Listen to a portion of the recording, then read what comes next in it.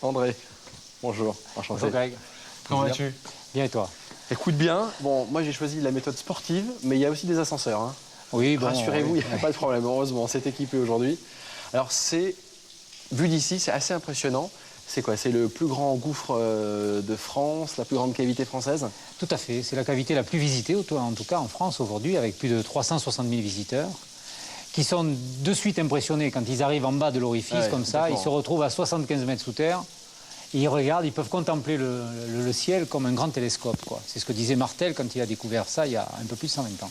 Alors Martel, c'était un pionnier de spéléologue, une sorte d'aventurier des profondeurs. Hein. Oui, on peut dire aujourd'hui que c'est le père de la spéléologie française. Tout d'abord parce qu'il a été le premier à dire je vais aller voir ce qui se passe dans les entrailles de la Terre. Et puis il a commencé par le premier gouffre de France. Donc c'était assez impressionnant, on n'avait jamais vu ça, de par les dimensions, et il ne savait pas ce qu'il attendait dessous. C'est vrai qu'en général, des trous comme ça, les profondeurs obscures, il y a souvent des légendes en rapport avec le diable. Hein. Oui, mais c'est la demeure du diable. On dit toujours le trou du diable, mais c'est sa demeure. Pourquoi? Parce qu'on n'ose pas y aller, il fait noir, il fait sombre, on ne sait pas ce qui va s'y passer. Il y a toujours des légendes ou des mythes qui se créent sur ça. Il y en a notamment sur le Padirac. Oui, mais notamment la légende de Saint-Martin. Voilà, Saint-Martin se promène sur le Causse, ici, sur le territoire de Padirac, et puis il est triste puisqu'il n'a pas d'âme à sauver. Et puis, à un moment donné, il se retrouve face à face avec le diable, sa mule l'arrête.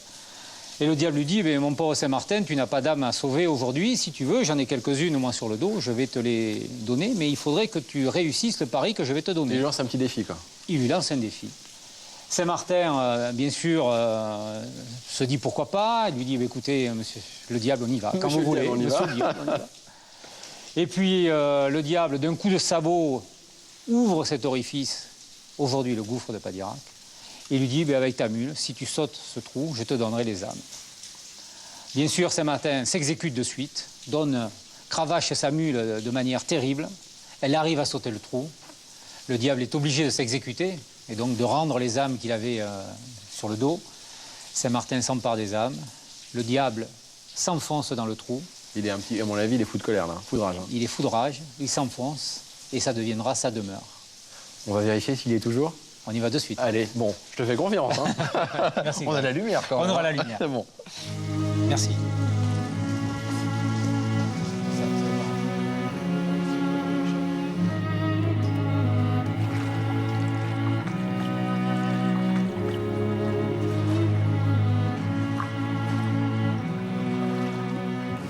André, c'est exceptionnel.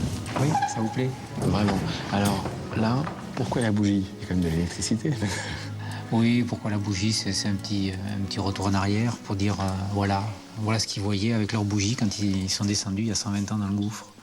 Il y avait cette obscurité qui était vraiment prégnante. Ils avaient juste leur petite bougie, ils essayaient de découvrir ce qu'était l'espace qui les entourait, quoi. Donc voilà, ce petit côté magique, c'est grâce à la bougie qu'on l'a, quoi. Ouais, complètement. C'est la première grande salle du gouffre de Padirac, c'est le lac de la pluie. On comprend le Voilà, nom, le lac de la pluie. On l'entend d'ailleurs. Et il pleut toute l'année. Et puis on passe bien sûr devant la grande Pendeloque, cette grande stalactite géante de plus de 75 mètres, qui grandit chaque siècle de millimètres. C'est 1 millimètre seulement chaque siècle? Oui, 1 millimètre à peu près. Alors les stalactites, c'est celles qui tombent, les stalagmites, c'est celles qui remontent. Exactement. Ok, c'est ça. Je vois qu'il y en a qui ont bien travaillé. Ouais.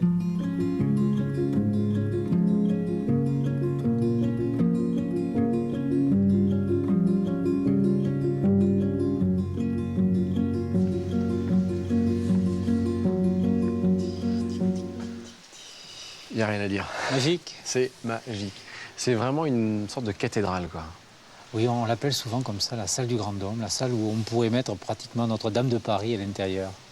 La hauteur, là, on est à mi-chemin parce que c'était 103 mètres en bas. Oui. Là, on a monté pas mal de marches. On est monté à 27 mètres, et puis là, on est à 67 mètres. Puis il reste encore une quarantaine de mètres, quoi. 94 mètres, autrement, la voûte. Donc c'est quand même des grosses dimensions, quoi, à la hauteur de la salle. Là, on avait un petit peu plus bas, comme des assiettes empilées. Oui, mais c'est la force de la goutte d'eau qui tombe de la voûte, et puis qui, en arrivant sur la concrétion, s'écrase, illumine et se disperse sur la surface de l'assiette, donc la pile d'assiettes.